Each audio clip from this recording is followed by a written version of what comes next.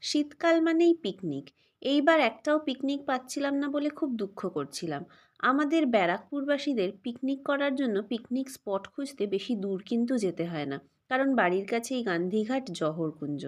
So finally 7th জানুয়ারি 2024 একটা picnic পেয়ে গেলাম। তাও আবার যেসে পিকনিক না, আদ্রিতির দৌলতে পিকনিক। ছোটবেলা থেকে মা বাবার অফিস পিকনিকে যেতাম।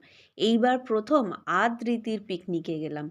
ওর স্কুলের বন্ধুরা এবং তাদের গার্জেনরা মিলে অ্যারেঞ্জ করেছে একটা পিকনিক। সেখানে আমার দায়িত্ব পড়ল আদ্রিতিকে নিয়ে যাওয়ার। গিয়ে পৌঁছে একটু প্রথম দিকে একটু লজ্জা লজ্জা পাচ্ছিল। তারপর বেশ সুন্দর বন্ধুদের সাথে গল্প গুজব খেলাধুলো অনেক কিছুই হলো। এই যে যেরকম বেশ সুন্দর ব্যাডমিন্টন খেলছিল। তারপরেই চলে আসলো আমাদের ব্রেকফাস্ট।